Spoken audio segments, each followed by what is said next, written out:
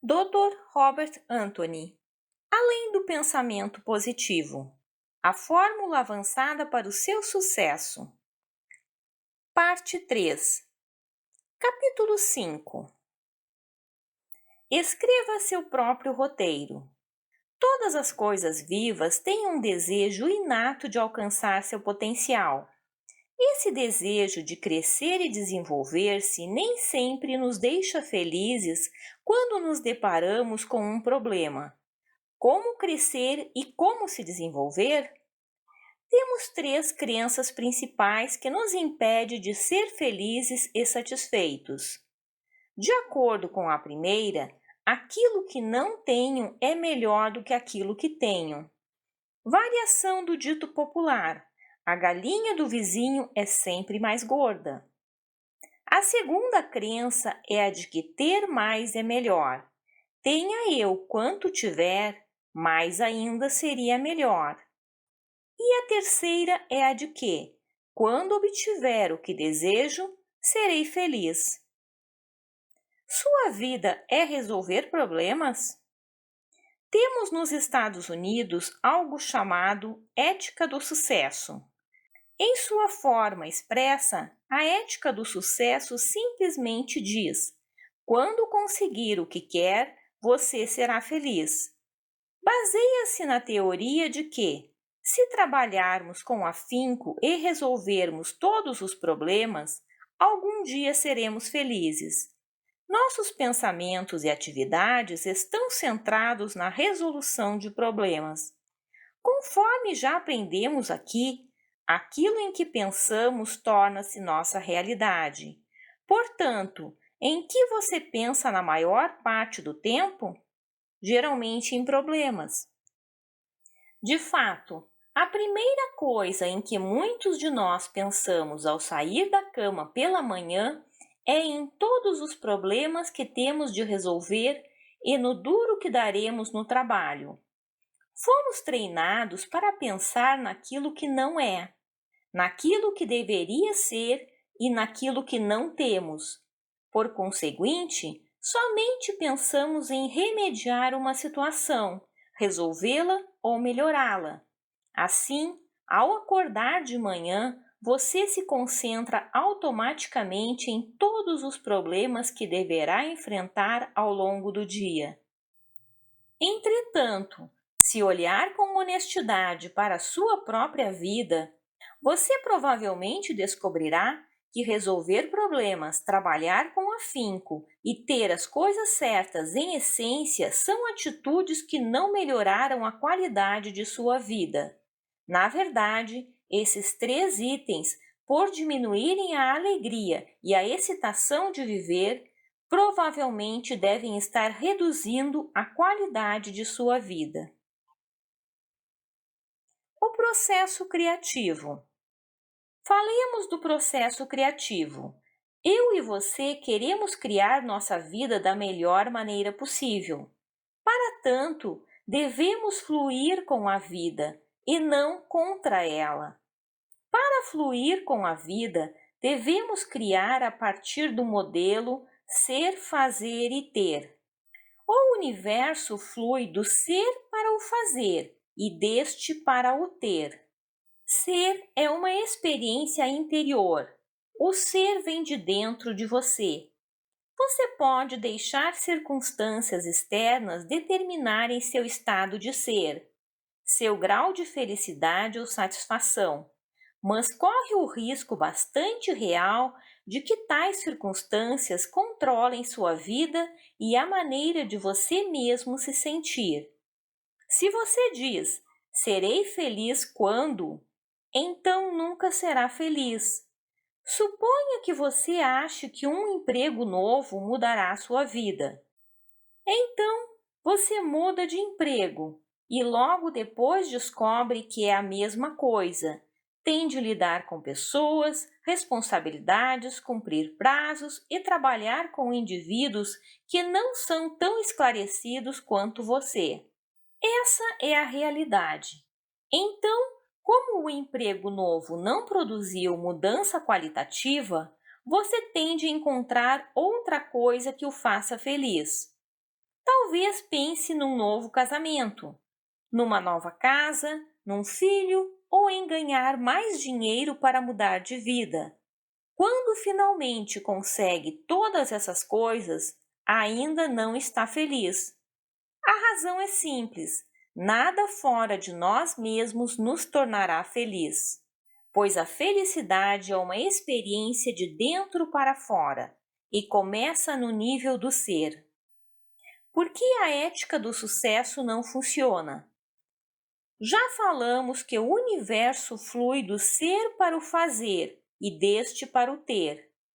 Infelizmente, porém, a ética do sucesso, que a maioria das pessoas usa para criar, flui do ter para o fazer e deste para o ser. A ética do sucesso afirma que, se você tem as coisas que pessoas felizes e satisfeitas têm, fará o que as pessoas felizes e satisfeitas fazem e, assim, será feliz e satisfeito. Será isso realmente verdade? Bem, eu e você temos mais do que qualquer outra geração que já habitou esse planeta. Temos mais tempo para fazer o que queremos, mais dinheiro para gastar no que queremos e, tecnologicamente, somos mais avançados do que qualquer outra civilização da história do planeta. No entanto, você olha em torno e nota que, culturalmente, estamos longe de ser felizes ou satisfeitos. A verdade é que a vida flui da seguinte forma: do ser para o fazer e deste para o ter. Você está sendo feliz e satisfeito em sua consciência? De fora para dentro? Você começa a fazer o que pessoas felizes e satisfeitas fazem e terá o que pessoas felizes e satisfeitas têm. Um dos maiores ensinamentos de Buda foi que o desejo cria sofrimento. Isso significa que, quando quer algo mais e não aceita o que já tem, você sofre. Isso não quer dizer que você não deva criar mais coisas em sua vida. Pelo contrário, eu e você somos seres resolutos, criativos. Mas, por mais que tenhamos, muitos de nós sempre seremos infelizes. Parece que sempre queremos o que não temos, e quando finalmente conseguimos o que queremos, nos perguntamos: é só isso? Pensávamos que a vida seria totalmente satisfatória, mas acabamos por nos desapontar. Falta algo mais. Buda ensinou que, renunciando ao desejo, eliminamos o sofrimento. Embora sábia, essa mensagem não é completa. Uma das coisas mais importantes quanto a aceitar onde você está nesse exato momento e desfrutar do que já tem é que você pode ter a mesma paz de espírito, a mesma tranquilidade e a mesma alegria, desde que preveja o que terá quando finalmente chegar aonde quer. Essa mensagem é mais importante.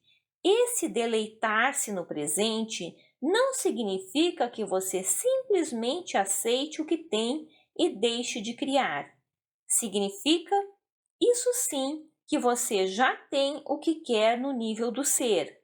No nível do ser, onde você está nesse exato momento, você já é um sucesso. A vida não é conseguir. A vida da maioria das pessoas é conseguir alguma coisa. Mas a verdade é que nada há para ser conseguido. Tudo o que temos a fazer é ser. O ser produz o resultado final. É imperativo que você compreenda que a qualidade de sua vida não é determinada nem pelo fazer, nem pelo ter, e sim pelo ser. Quem você é? A percepção consciente de seu eu controla o que está lhe acontecendo. Quando você concentra a atenção na resolução de problemas e na tentativa de melhorar as coisas, acontece algo muito interessante. Você perde o que já tem.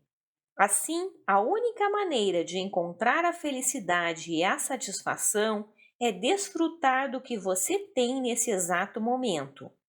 Mais uma vez, não estou dizendo que você não deva estabelecer metas ou fazer planos. Estou dizendo é que você deve aproveitar o momento presente, pois é tudo o que você tem. Crie para amanhã, mas viva para o hoje.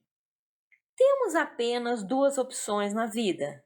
A primeira é desfrutarmos hoje e a segunda é sentirmos ansiedade por aquilo que não temos e nos concentrarmos no amanhã, esperando que o amanhã seja melhor. Não existe nenhuma outra opção. Mas lembre-se, conseguir o que você quer não mudará sua vida no nível do ser. Portanto, não permita que aquilo que você tem determine quem você é. Caso contrário, as metas de amanhã irão à falência.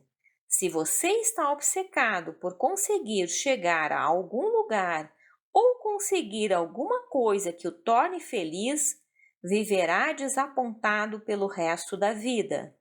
Estará operando a partir da crença hipnótica de que mais é melhor e de que estar ali seria melhor do que estar aqui.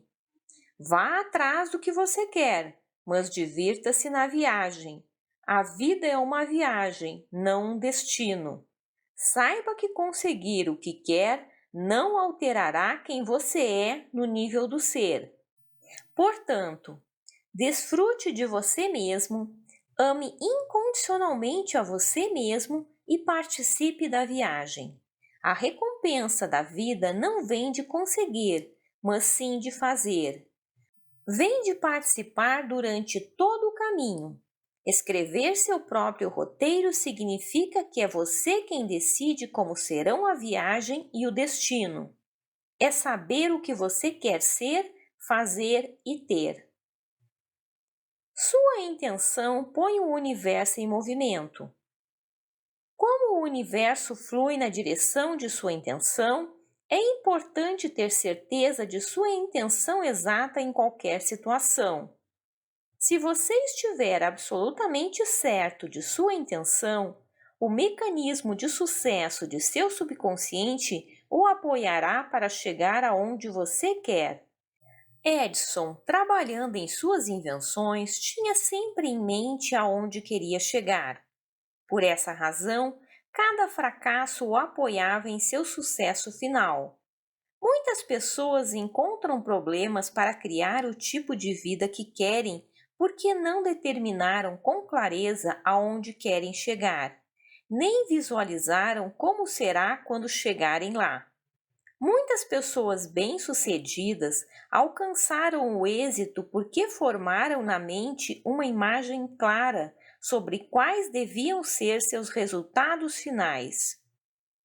Você já se perguntou por que as intenções de ano novo não funcionam? Geralmente dizemos coisas como: vou deixar de comer doces, vou parar de berrar com as crianças, vou parar de comer demais. As resoluções de ano novo não se referem a como você seria, mas a como você não seria. Em vez de uma imagem do resultado final, tais resoluções são uma reação negativa, uma forma de autoconversação negativa ao presente. É por isso que tantos problemas no mundo, nos negócios e na vida pessoal persistem. Em vez de se preocupar em concentrar-se no problema e no que não querem que aconteça, as pessoas se preocupam em concentrar-se no problema e no que querem que aconteça. Esquecem-se do resultado ou da meta final. Um novo olhar para o estabelecimento de metas. O estabelecimento de metas é o fator-chave que determinará seu sucesso ou fracasso nos aspectos fazer e ter de sua vida. Você já fez uma viagem de negócios sem ao menos ter ideia do lugar para onde estava indo? Já jogou tênis sem saber onde ficava a quadra? Já saiu de sua casa para fazer compras semanais sem ao menos ter ideia do local onde as faria? Já tirou férias sem saber onde iria passá-las? Não é estranho que, enquanto as férias que tiramos merecem metas, as partidas que jogamos merecem metas e até mesmo as compras que fazemos merecem metas, raramente estabeleçamos metas para a viagem mais importante de todas, nossa própria vida? Sim, mas não quero ficar preso a limites, argumenta você. Quero ser espontâneo. Quero ser livre e capaz de escolher o que quiser, quando quiser. Bem, às vezes pensamos equivocadamente que liberdade significa evitar compromissos e responsabilidades. Tememos que, se nos comprometermos com algo, esse algo nos escravizará e controlará. Assim, evitamos ser a causa de nossa vida e evitamos assumir compromissos. Quero ser livre, dizemos.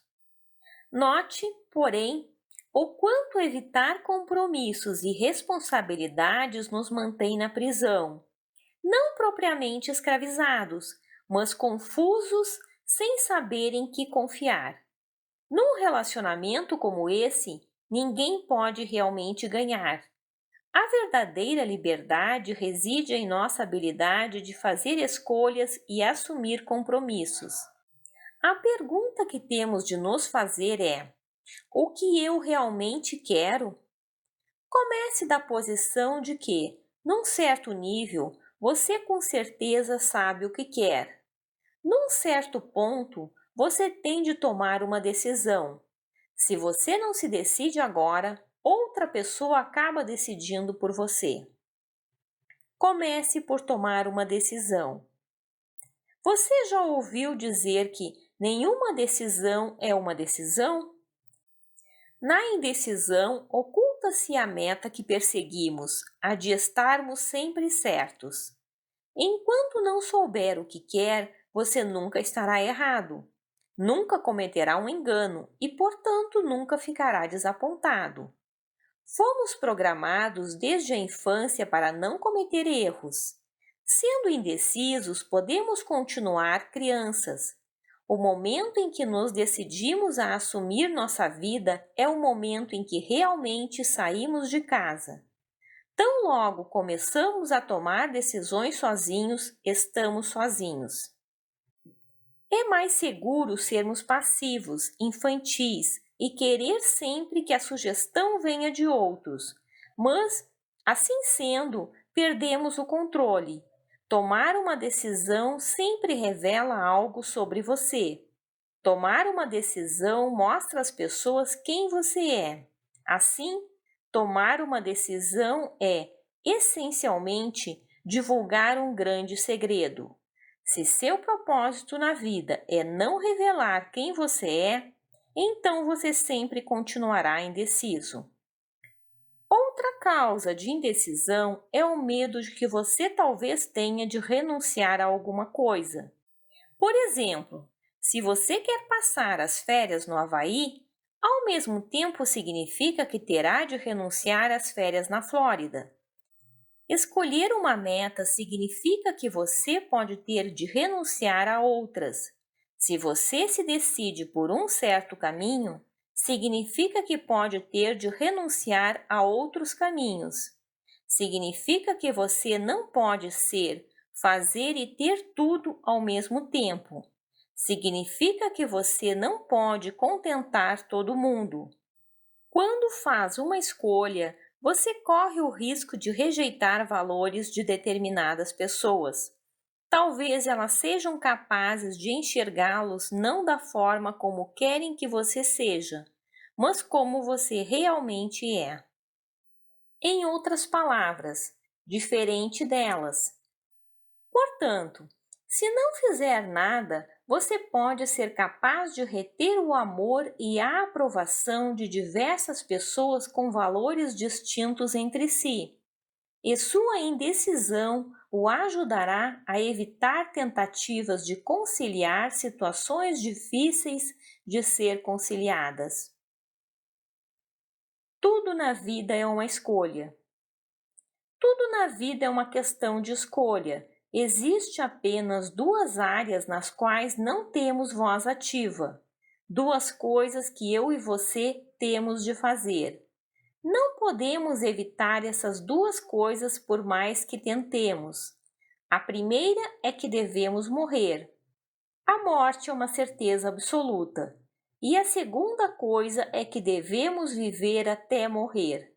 Agora, compreenda o seguinte: tudo ou mais em sua vida que você pensa que tem de fazer ou se julga forçado a fazer é uma escolha.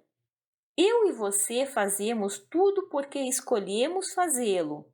Não podemos mudar o fato de que vamos morrer, nem de que devemos viver até morrer, mas podemos mudar qualquer outra coisa, pois qualquer outra coisa é uma escolha. Olhe para todas as áreas de sua vida e comece a tomar a decisão de que você vai fazer tudo em sua vida porque escolheu fazer, e não porque tem de fazer. Olhe para onde você está em sua vida nesse exato momento. Onde você está é onde você quer estar. Conscientemente ou não, você fez uma escolha. Se quer ir a algum lugar, você deve primeiro compreender onde está nesse exato momento. Muitas pessoas mentem para si mesmas sobre onde estão e negam suas situações na vida. Mas é absolutamente essencial para qualquer progresso que você reconheça com honestidade onde está e o que está se passando em seu íntimo. Sua vida está funcionando como você quer que funcione? Você está onde gostaria de estar? Você tem as coisas que gostaria de ter? Se a resposta para qualquer dessas perguntas é não, você deve considerar honestamente essas questões. Olhe para sua recompensa por estar onde está. Que prazer você extrai do autossacrifício? Que prazer extrai de ser infeliz? Que prazer extrai de sentir-se incomodado e desajustado no lugar onde está? Que prazer extrai de pensar em termos de carência e limitação? É importante que você se lembre de uma coisa: tudo o que você faz na vida, seja positivo ou negativo, está vinculado a uma recompensa. Portanto, olhe para a sua recompensa. A observação é o primeiro passo para a mudança de qualquer coisa.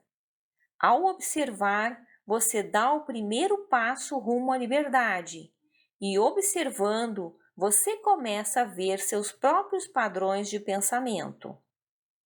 Você tem de dizer a verdade sobre onde está antes de seguir adiante. Se está sofrendo, admita-o. Se algo não está funcionando, admita-o. Esse é o princípio fundamental dos alcoólicos anônimos. Você deve primeiro reconhecer que é alcoólatra para depois poder curar-se do alcoolismo. Assim, olhe para onde está nesse exato momento e depois decida aonde quer ir. Deixe a mente aberta a novas possibilidades. O que você realmente quer? Lembre-se, você é poder total. Pode criar o que quiser. Pense no que o estimula. Quando foi a última vez que você sentiu-se realmente estimulado? Quando foi a última vez que sentiu-se entusiasmado ou comovido por alguma coisa? E as últimas 5 vezes antes da última? Se pode responder a essas perguntas, você tem alguns indícios poderosos do que realmente quer.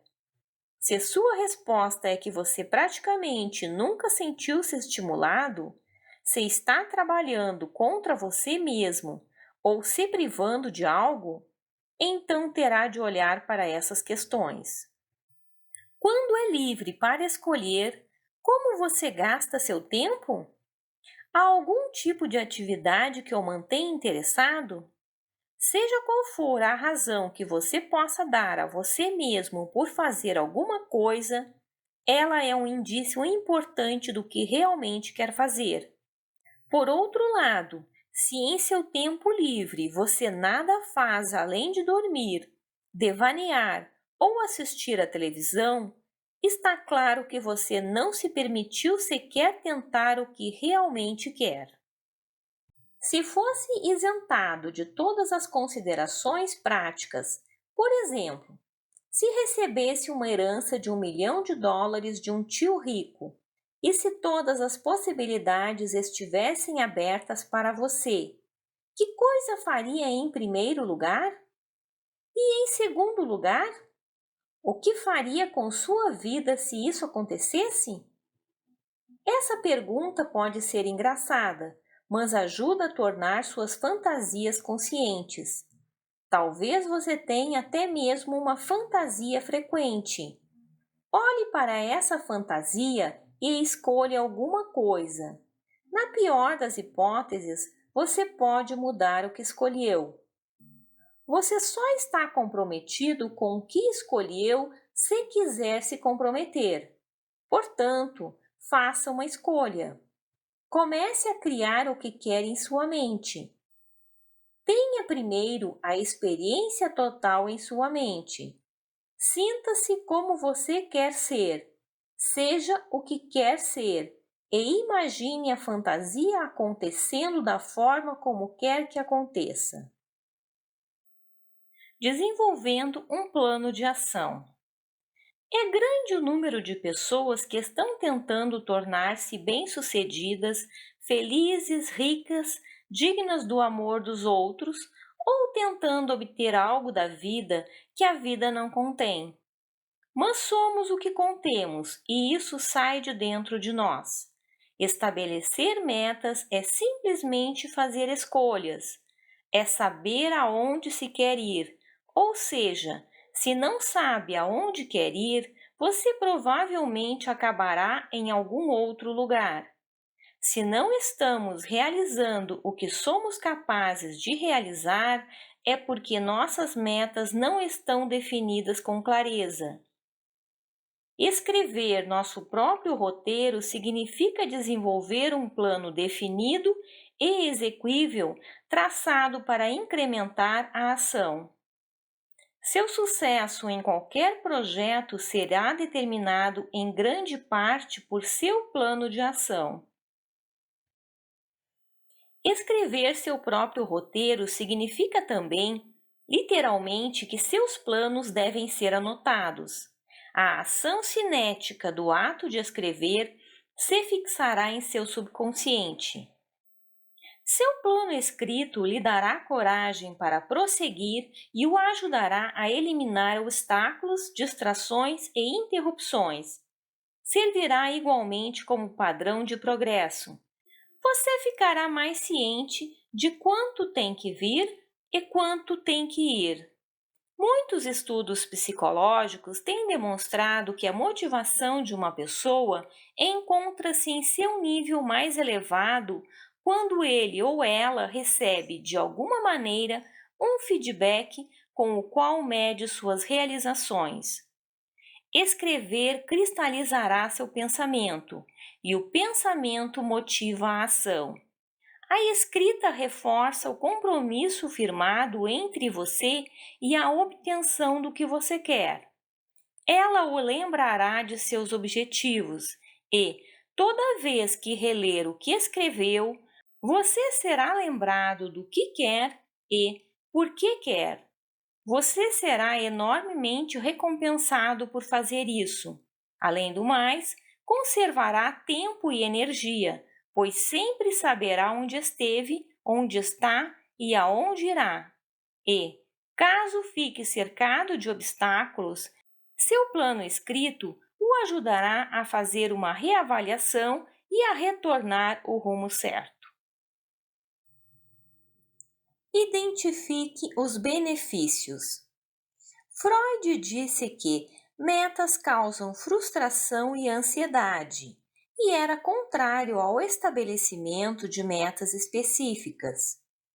Viktor Frankl, em contrapartida, disse que não podemos viver sem metas, pois a natureza básica do homem é ser orientado rumo às metas. Ambos estavam certos. O maior erro que as pessoas cometem é almejar alto demais num tempo demasiadamente curto. Não estou dizendo, porém, que você não deve almejar tudo.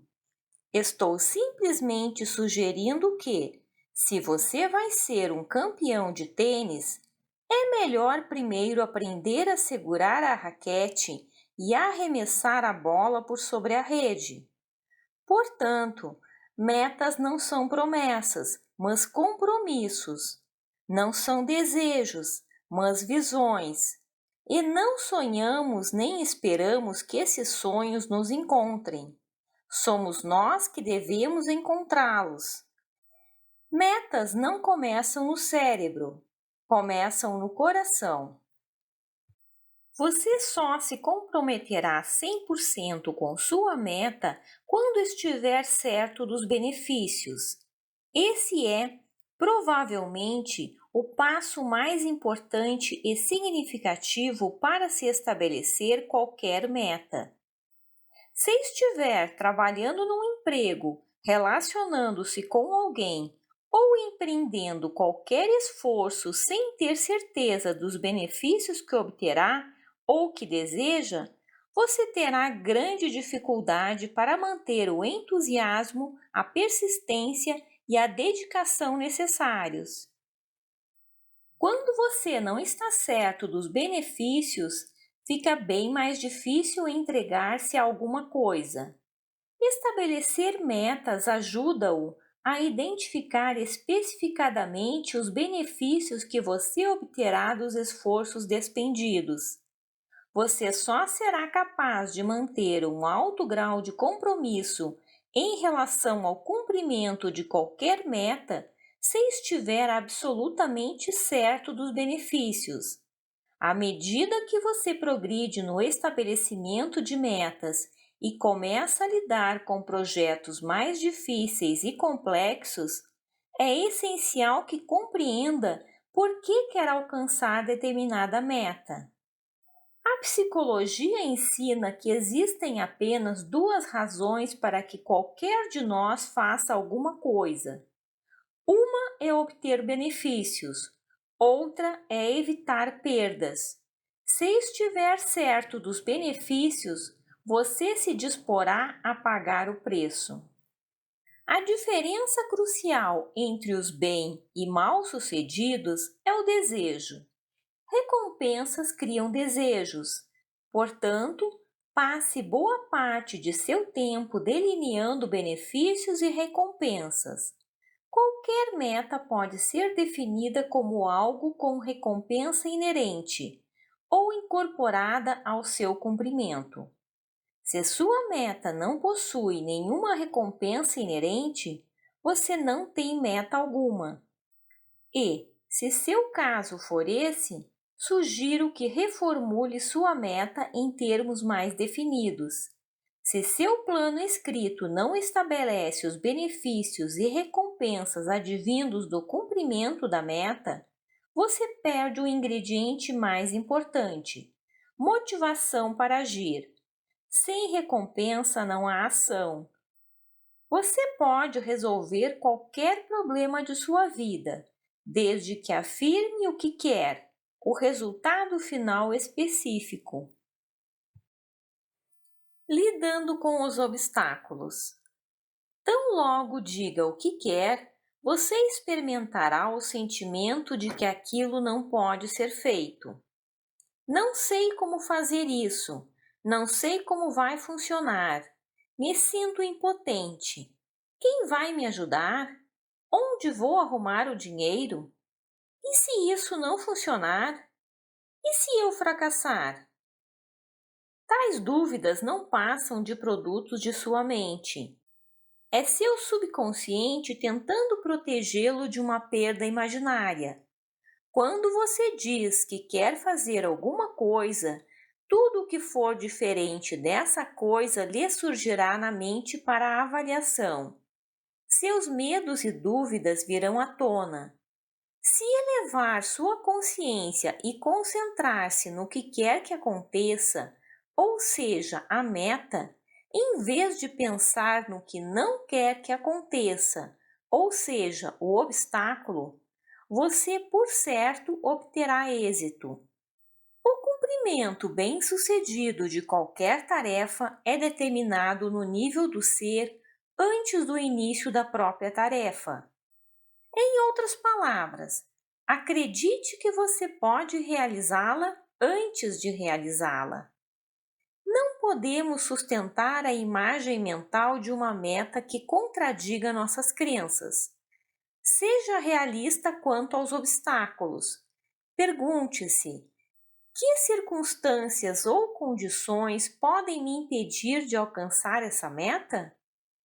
Sua resposta a essa pergunta delineará o que você terá de superar para obter o que quer.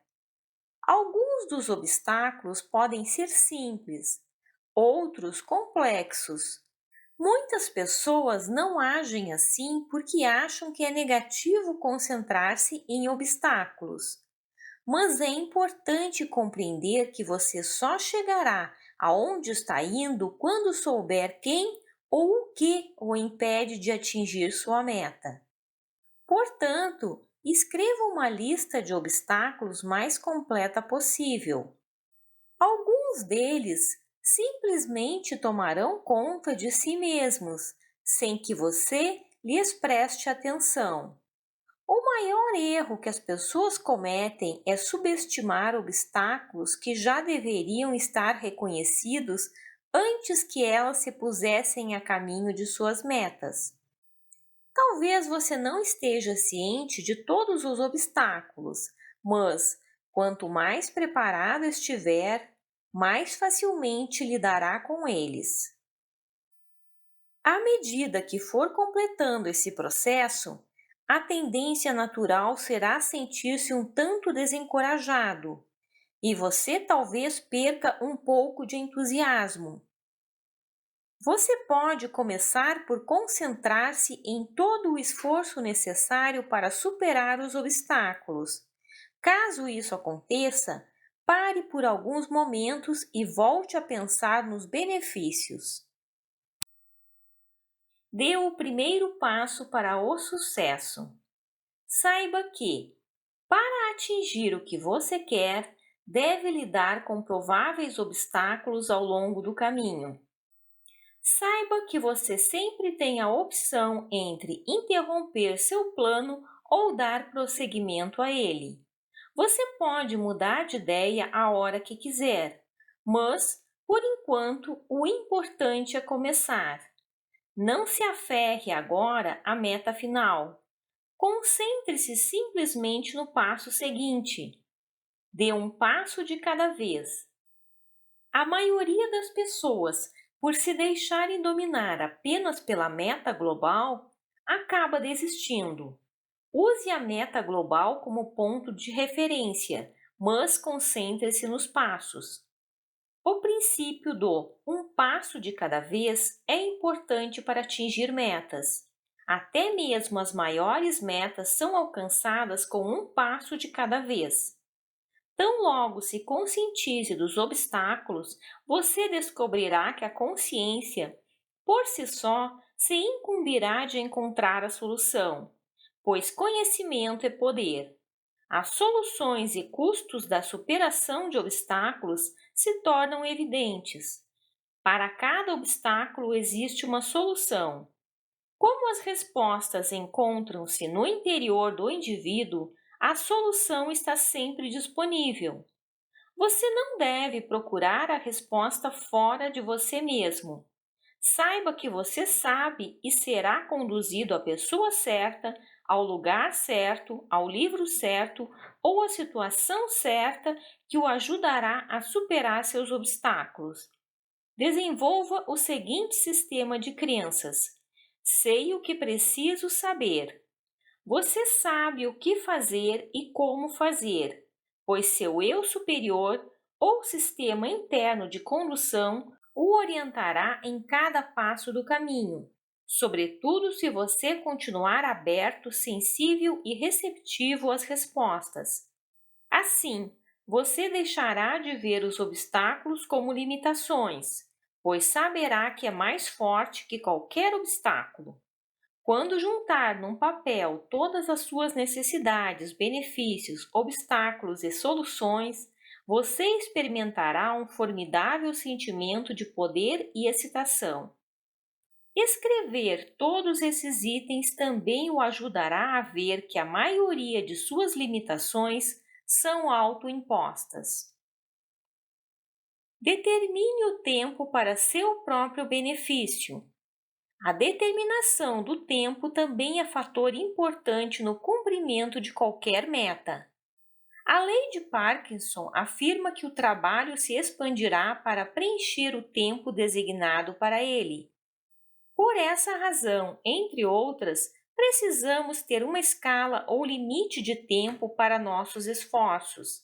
Infelizmente, a maioria das pessoas, de forma consciente ou não, suprime esse passo de seu plano de ação. Um prazo final para a ação é da maior importância. É o mecanismo ativador essencial. Quando determina um prazo final para o cumprimento de uma meta, você não apenas influi no prazo, mas esse também influi em você. Assim, ao estabelecer uma meta, você deve determinar uma data específica para cumpri-la. Por exemplo, uma declaração como: espero perder 10 quilos durante os próximos 6 meses, deve ser alterada para: pesarei exatamente X quilos em ou antes de tal data. Esta última declaração diz exatamente o que você vai cumprir e quando. Em vez de enfatizar a perda de alguma coisa, ela afirma o cumprimento de uma meta específica. No caso, o peso de X quilos. Se você trabalhar dentro de uma escala de tempo, seu pensamento, ação e reação serão mais precisos e você agirá com mais urgência. Com a escala de tempo, você será capaz de eliminar distrações, pensar com mais clareza e ser mais criativo. A razão disso é simples. Você não terá tempo de se preocupar com atividades não essenciais. Quando você trabalha com prazos finais, o equilíbrio é importante. Seu prazo final deve ser o escravo, não o senhor. Se, devido a circunstâncias imprevistas, seu prazo final tiver de ser adiado ou alterado, simplesmente relaxe e reformule o prazo. Em algumas ocasiões, você talvez tenha contratempos passageiros, mas aprenda a distinguir um contratempo de uma derrota. Um contratempo é passageiro, uma derrota é permanente. Se estiver disposto a lidar com o contratempo, você não terá de se preocupar com a derrota. Por que isso funcionará para você? A maioria das pessoas fracassa no cumprimento de metas estabelecidas porque não avalia os benefícios, recompensas, obstáculos, soluções e custos. Se você se comprometer a dar todos esses passos, não se afastará de seu caminho e não se deixará assustar nem pelo tamanho de sua meta, nem pelos detalhes necessários para atingi-la. Aprenderá a manter a atenção nos passos específicos que, quando combinados, permitirão que você cumpra a meta total. Fator elementar no uso bem-sucedido de metas é o feedback positivo. Sem alimentador subjetivo positivo, você não continuará a usar metas. Portanto, mantenha sempre uma lista das metas cumpridas, inclusive dos obstáculos superados ao longo do caminho. Compre um caderno para esse fim específico e consulte-o com frequência. À medida que for completando suas metas, arquive as folhas escritas no fim do caderno e releia-as periodicamente. Vá adicionando as metas cumpridas à lista. Toda vez que olhar para a lista, você ganhará mais confiança em sua habilidade para obter o que quer através do processo que acabamos de discutir. Tudo isso, visto superficialmente, talvez dê a impressão de exigir muito trabalho e esforços extras. Entretanto, posso lhe dizer que passar pela vida sem as coisas que realmente se quer acarreta muito mais trabalho e esforço. Não se deixe enganar pela simplicidade desse processo e não subestime o poder que ele encerra. Caso contrário, você sabotará seu próprio potencial. Comece a planejar e escrever seu próprio roteiro. Escrevendo seu próprio roteiro, você estará escrevendo a história de sua vida exatamente da forma que você quer que ela seja. Escrever seu plano de ação e segui-lo é um hábito que o recompensará pelo resto da vida. Capítulo 6. Programe sua mente para o melhor. Aprenda a programar sua mente. Assim você terá a chave de sua vida. Muitas das ideias sobre o que seja ser feliz, satisfeito, rico, etc., são totalmente erradas.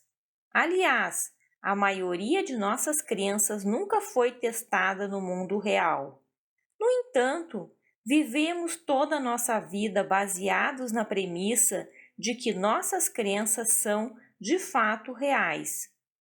Ao longo dos anos, por meio da percepção, vimos adquirindo informações sobre como a vida é, mas nem sempre as informações que adquirimos são verdades, mas sim nossa versão da verdade. O que vemos e ouvimos é sempre filtrado por nosso sistema de crenças. Dizemos a nós mesmos o que achamos que estamos vendo ou ouvindo, e isso é registrado como nossa versão da realidade. Sabemos conscientemente a diferença entre o que está acontecendo e o que imaginamos que esteja acontecendo, mas meu subconsciente não distingue o que estou imaginando do que estou experimentando. A questão aqui é que conscientemente sabemos a diferença e inconscientemente não. Se isso for verdade, e se tivermos construído nossas opiniões, crenças e graus de expectativa em experiências vividamente imaginadas, é lógico que podemos fazer mudanças em nosso comportamento por intermédio do mesmo processo. Crenças exequíveis e inexequíveis. Todas as informações que recebemos estão guardadas num nível subconsciente. Tais informações tornam-se nossas opiniões ou crenças, que por sua vez tornam-se parte de nossa autoimagem. A verdade, o máximo que soubermos dela num dado momento, é que é nossa imagem dominante da realidade naquele momento. É necessário um exame contínuo em nossas crenças para sabermos se são exequíveis ou não. Ou seja, estarão nos apoiando para ir aonde queremos ir? Estarão contribuindo para a nossa felicidade e satisfação ou atrapalhando-nos? Se suas crenças não são exequíveis, você precisa reprogramá-las para que seu subconsciente possa trabalhar com elas. É importante que você reserve parte de seu tempo para fazer a reprogramação necessária. Como estamos sempre sendo programados, não temos outra escolha senão sabermos quem vai fazer a programação. Será você ou vai deixar que uma outra pessoa o faça por você? A questão é que não há ninguém no mundo que queira para você o que você quer para você. É da maior importância você não permitir que outras pessoas, por mais bem intencionadas que sejam, façam a programação por você. A força mais poderosa do mundo. Seu subconsciente alcançará qualquer coisa que você acredite ser verdadeiramente exequível. Todo o seu autoconceito está baseado no que você acredita ser verdadeiro sobre você mesmo. Todas as religiões estão baseadas em crenças. A crença é o fundamento de todas as grandes realizações desde o começo dos tempos. Precisamos nos lembrar de que a crença é o Senhor que dita as ações que nós, escravos, perpetramos. Mas podemos mudar nossas crenças, e o aspecto excitante disso é que, se mudamos nossa crença, que é a causa, mudamos também nossa experiência, que é o efeito ou resultado final de nossa vida. Sempre temos uma opção quanto ao que queremos acreditar. Nunca estamos definitivamente encalacrados com crenças antigas e inexequíveis. Pode-se dizer, fundamentalmente, que a crença é a força mais poderosa do mundo. Foi a crença que permitiu a Helen Keller superar os tremendos obstáculos de ser cega e surda. A crença capacitou Einstein a perseverar até descobrir a teoria da relatividade. Mas a crença também faz com que as pessoas cometam suicídio, após a conclusão de que não há razão alguma para viver. E ainda mais, faz com que certos indivíduos levem uma vida de crimes. Portanto, a crença é uma força que necessita de orientação cuidadosa. O que queremos fazer é reprogramar a nós mesmos e estabelecer um meio externo mental que seja positivo e nos facilite a obtenção do que queremos. Os instrumentos que usamos para isso são as afirmações e as visualizações. Afirmações e visualizações. Nosso propósito ao fazer uma afirmação é tão somente nos cercarmos mentalmente de pensamentos que apoiem uma ação ou experiência específicas. Agora, preste atenção ao seguinte: afirmações não têm relação alguma com a forma como as coisas realmente estão nesse exato momento. São baseadas na forma como queremos que as coisas sejam. Visualização ou imaginativa refere-se à habilidade da mente em ver coisas na forma de imagens. Essencialmente, visualização é um pensamento que mantemos pelo tempo suficiente para obter uma imagem consciente, mental e emocional. Visualização é chamada também imaginação aplicada. É um dos instrumentos mais significativos que podemos empregar para mudarmos. Já aprendemos que nossos pensamentos só se tornam realidade quando acreditamos que eles são verdadeiros. Temos milhares de pensamentos todos os dias, mas os únicos que nos influenciam são os vinculados a emoções. Visualização é o processo de manter um pensamento por tempo suficiente para que a imagem mental que criamos evoque uma reação emocional. Emoção causa convicção e convicção causa realidade. Essa ideia não é nova, já foi ensinada de várias formas. Em resumo, pensamento mais emoção cria convicção e convicção cria realidade. Insisto encarecidamente para que você memorize e torne isso parte de seu pensamento, sentimento, ação e reação. Repito, pensamento mais emoção cria convicção e convicção cria realidade. Afirmações são ideias e pensamentos qualitativos. A qualidade de nossos pensamentos reflete a qualidade de nossa vida. Portanto, Elevando a qualidade de nossos pensamentos, automaticamente melhoramos a qualidade de nossa vida. Como as afirmações podem trabalhar por você? Afirmações são autossugestões induzidas. Na passagem do século, Emile Coué obteve grande êxito ao empregar a autossugestão em sua clínica na França. Ele ensinava seus pacientes a repetir a seguinte afirmação: todos os dias, sob todos os aspectos, estou melhorando cada vez mais.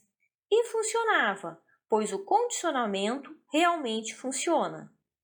As afirmações funcionam de acordo com a teoria do desalojamento. Se puser um copo de água suja sob uma torneira, você verá que a água suja acaba sendo desalojada pela água limpa que sai da torneira. Quando você substitui pensamentos inexequíveis por pensamentos exequíveis, positivos, o mesmo fenômeno ocorre. Não precisamos nos livrar de crenças limitadoras que mantemos no subconsciente. Mais importante é nos assegurarmos de que nossos pensamentos dominantes nos apoiem para obtermos o que queremos, pois nossa mente funciona segundo nossos pensamentos dominantes.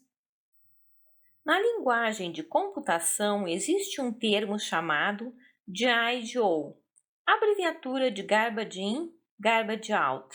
Isso significa que, se suprir um computador com todos os dados errados, Garbage In, e em seguida lhe fizer uma pergunta, você obterá apenas a resposta errada. Agora, qual é o elo mais fraco de qualquer computador? O programador, claro. Se a percepção de realidade do programador for incorreta, consequentemente seu input, os dados de entrada, será incorreto. Os dados com os quais o computador foi suprido serão incorretos e o feedback acionado para solucionar um problema também será incorreto. Do mesmo modo, se seu programador pessoal, o aspecto consciente de sua mente, supri-lo incorretamente com os dados errados, que são ilógicos ou errôneos, consequentemente a tradução de tais dados será incorreta. Pensamentos antagônicos são mutuamente excluentes. Isso significa que você não pode manter dois pensamentos opostos ao mesmo tempo. Não pode, por exemplo, pensar simultaneamente eu posso e eu não posso em relação à mesma coisa. Assim, é importante olhar para seus pensamentos dominantes e programá-los. Emerson disse: tornamo-nos aquilo em que pensamos durante o dia inteiro. Isso é verdade. Eu e você somos provas vivas e ambulantes de nossas crenças. Conforme já discutimos, o instrumento mais eficaz na programação é o uso de afirmações. E a forma mais eficaz de usar afirmações é dirigi-las a seu nível do ser. A isso se dá o nome de afirmação do eu sou. Por exemplo, eu sou confiante, eu sou bem-sucedido, eu sou fácil de me dar com as pessoas, etc. Tais declarações dizem respeito a quem você é e não ao que você faz. É importante compreender isso. O eu sou centra-se diretamente em seu ser, que, conforme já aprendemos, determina o que você faz e o que você tem. Se você se concentrar e afirmar no nível do ser as coisas específicas que quer ser, o fazer e o ter virão automaticamente em seguida. Afirmar significa literalmente validar ou confirmar. Assim, quando insistimos reiteradas vezes num pensamento, estamos validando-o ou confirmando-o como verdade. Firmamos nossa crença fazendo uma gravação na estrutura neurônica de nosso cérebro, processada por meio do aspecto subconsciente de nossa mente. Uma crença já aceita por nossa mente subconsciente é uma ideia cuja hora chegou. Usar afirmações diariamente é uma das coisas mais fáceis que podemos fazer para mudar nossas vidas. A maioria das pessoas que conheço que enfrentam problemas com afirmações desperdiçam demasiado tempo julgando se estão fazendo suas afirmações corretamente ou não. No capítulo 7, você aprenderá um método fácil de gravar mentalmente suas afirmações. Por ora, precisa saber apenas que isso é fácil de fazer. Mas não se deixe enganar pela simplicidade do processo.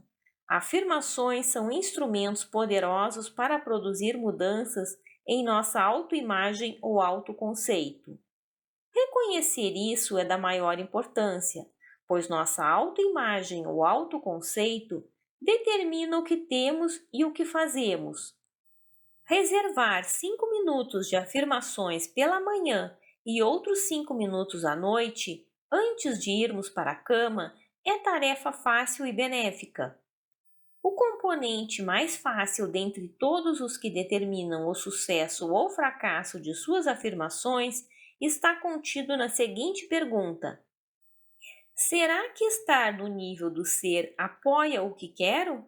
Ou seja, estar no nível do ser apoia o meio externo mental em que quero viver? Os períodos mais eficientes para usar suas afirmações são a manhã e a noite. Fazê-lo pela manhã determina o tom para o resto do dia, e usar suas afirmações à noite, antes de dormir, influencia fortemente o que reside em seu subconsciente, pois esse período imediatamente anterior ao sono é o momento do dia em que chegamos mais perto do estado alfa, condição de relaxamento durante o qual o subconsciente está mais receptivo. Entramos em estado alfa pouco antes de despertarmos plenamente e pouco antes de cairmos no sono. Quanto mais próximo você estiver desse estado semi-onírico, melhor será para gravar mentalmente suas afirmações. Quanto mais relaxados, melhor gravamos nossas afirmações. Podemos fazê-lo a qualquer hora, mas os melhores momentos são pela manhã e à noite. De nada adianta fazer afirmações pela manhã e à noite se durante o dia você nega suas afirmações com declarações conflitantes. Mantenha pensamentos coerentes. As declarações positivas perdem o efeito se ao longo do dia as negligenciamos em nossa autoconversação. Quando fazemos declarações positivas, colocamos 2 ou 3 pesos positivos em nossa balança de equilíbrio de atitudes. Se temos autoconversação negativa, simplesmente colocamos contrapesos, pensamentos negativos em nossa balança. O resultado final pode ser zero, ou até mesmo um resto negativo. Memorize suas afirmações para que, logo ao acordar, você possa pensar exatamente os pensamentos que quer pensar. A causa de você se achar encalacrado com seus indesejados padrões de hábitos é a repetição. Entretanto, você pode assumir o controle e usar a repetição como veículo para libertar sua mente de ideias e pensamentos indesejados. Se você lê suas afirmações somente em ocasiões esporádicas, não espere resultados duradouros. Se já faz muitos anos que você tem crenças limitadoras na consciência, talvez demore um certo tempo para substituí-las. Pode levar alguns dias, algumas semanas ou até um mês, mas repetir uma afirmação durante um mês sai bem mais barato do que um ano de psicoterapia. Combinando afirmações com imaginativa positiva. Para alcançar os melhores resultados possíveis, faz-se necessário combinar a afirmação com imaginação. Pode-se dizer que cada pensamento que temos é uma imagem no interior da mente.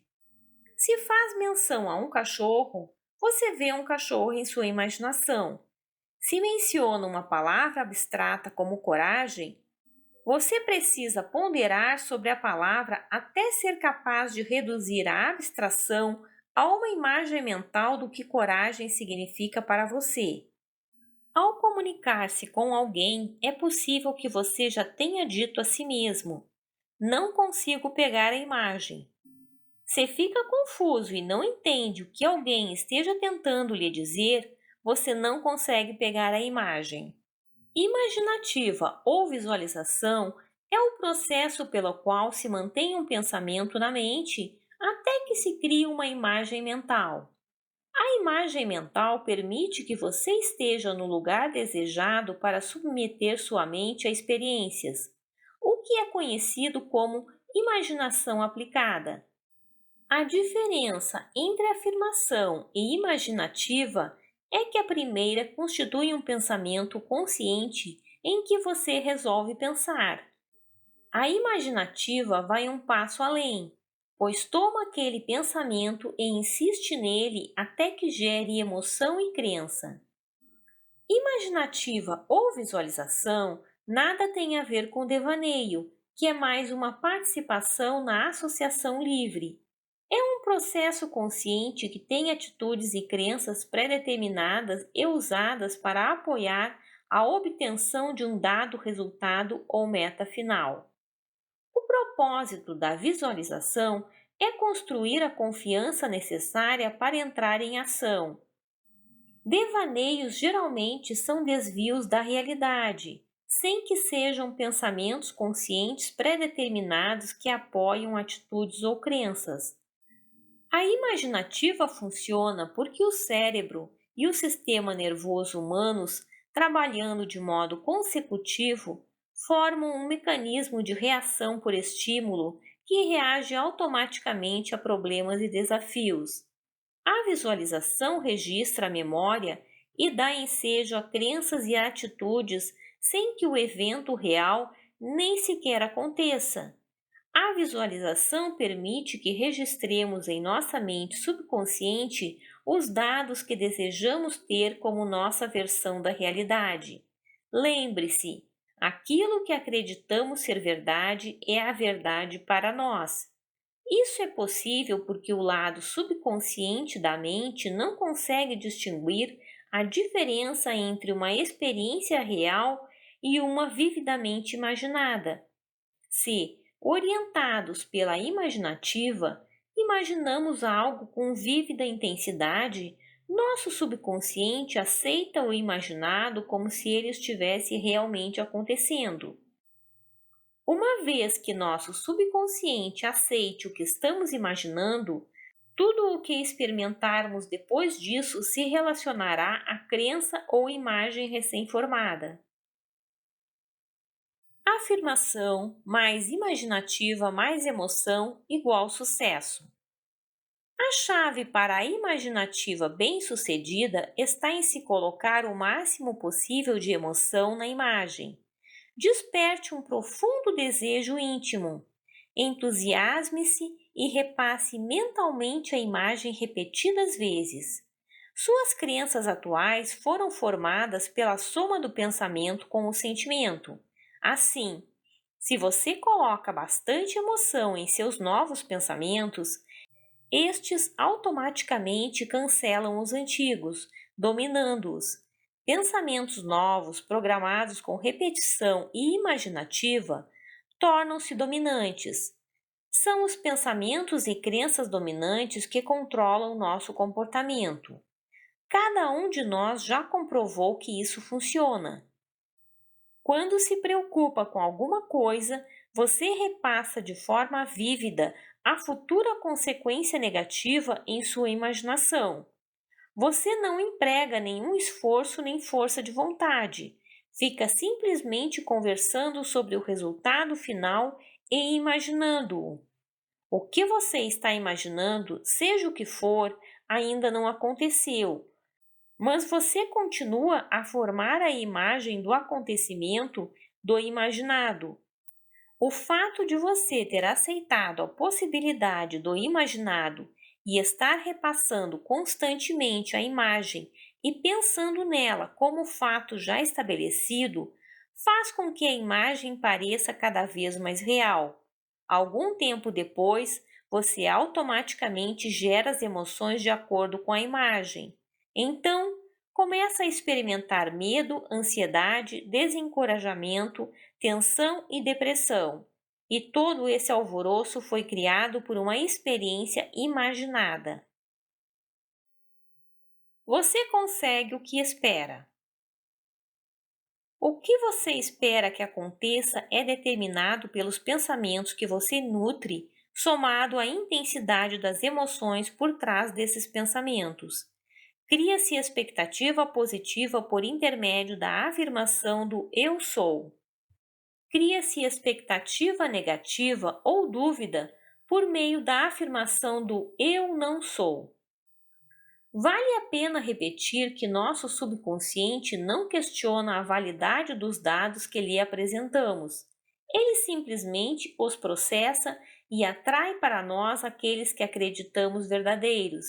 Se estamos empregando a imaginativa para mudar padrões de hábitos, devemos ver a nós mesmos agindo e reagindo da forma que queremos ser no futuro.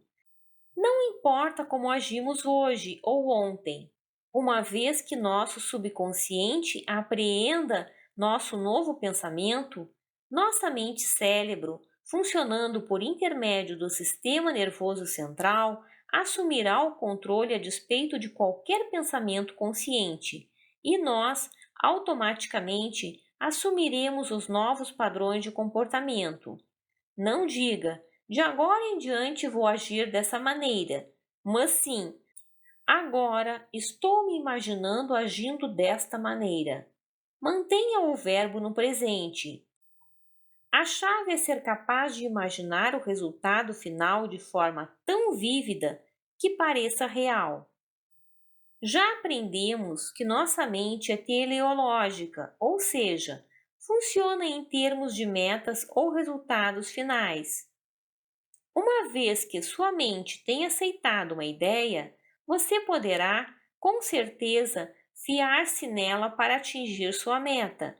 Se fornecemos os resultados finais, nosso subconsciente fornecerá a forma de atingi-los.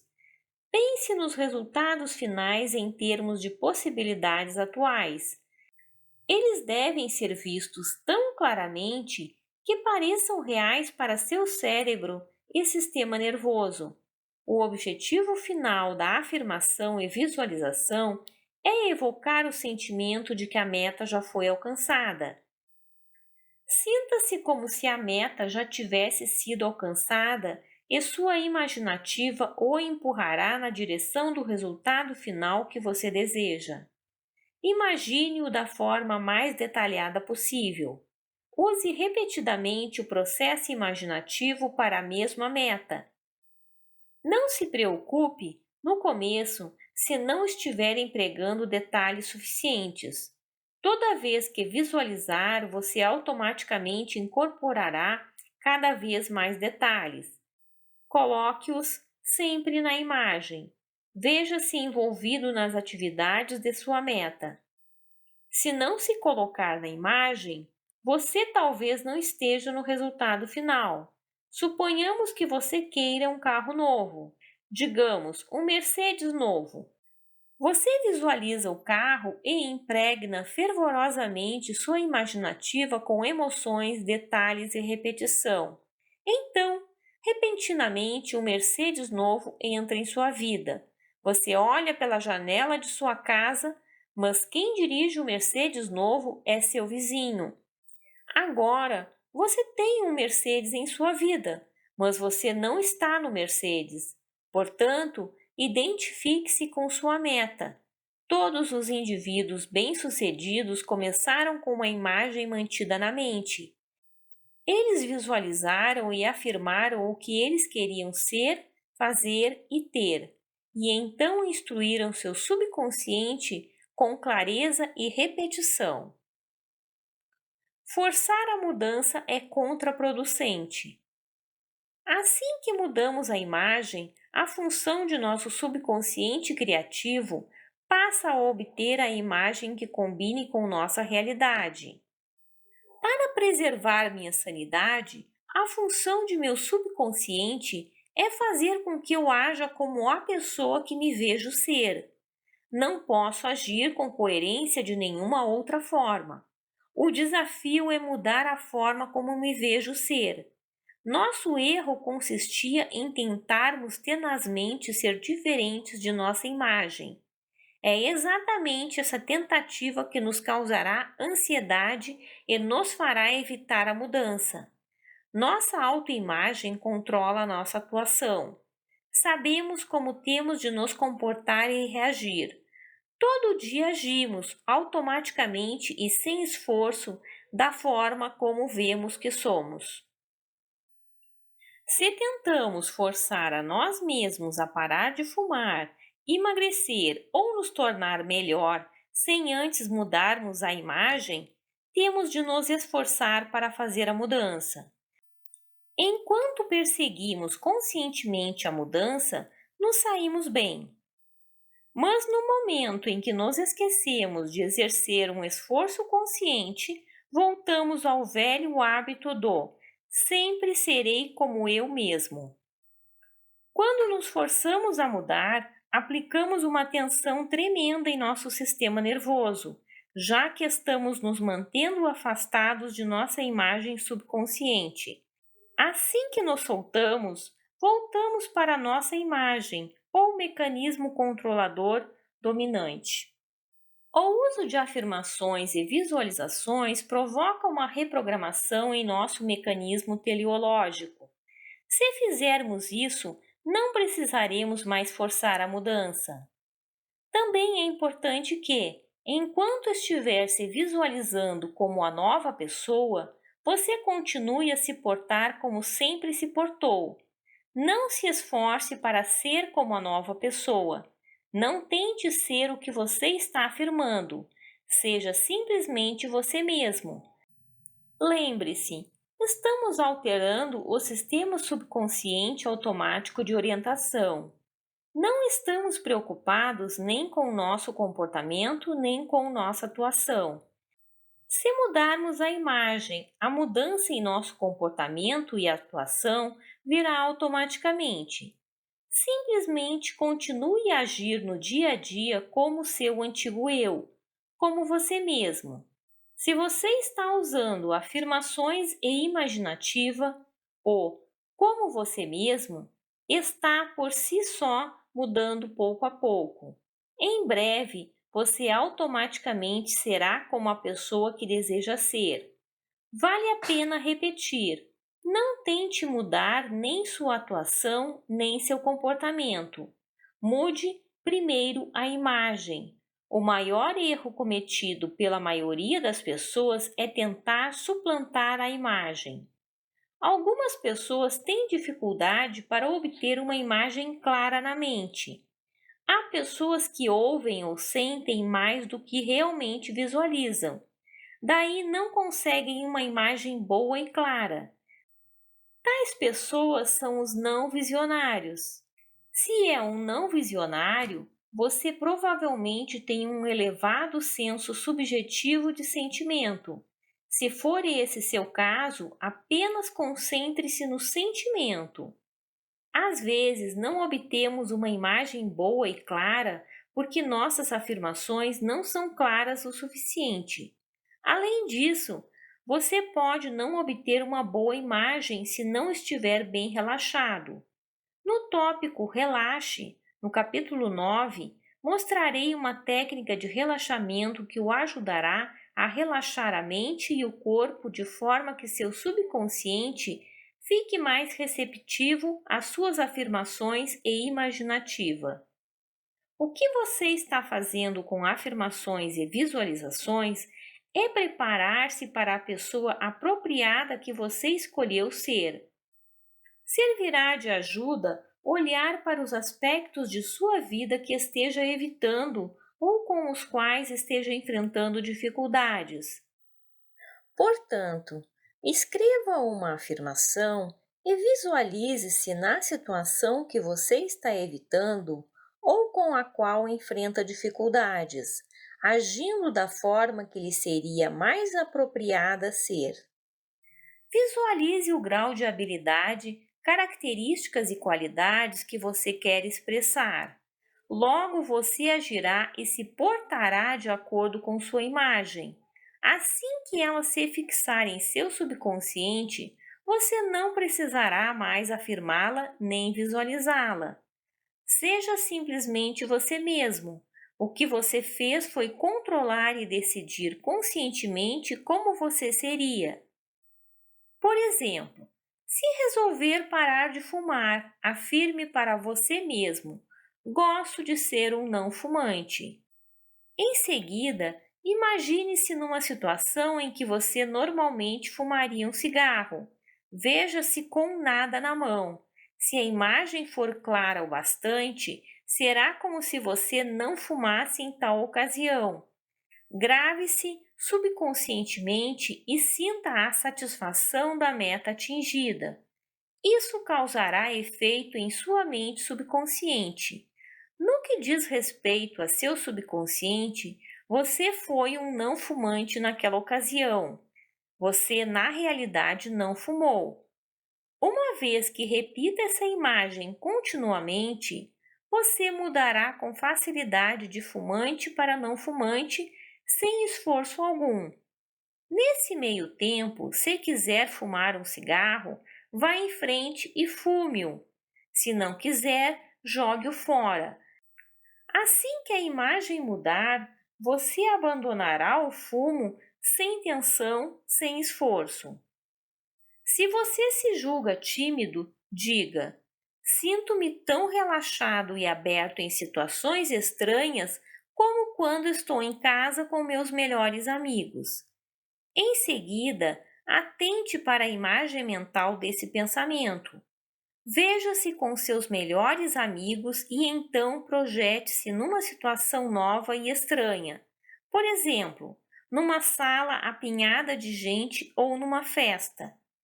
Veja-se tão confiante e à vontade como se estivesse com seus amigos. Sinta a sensação de realização.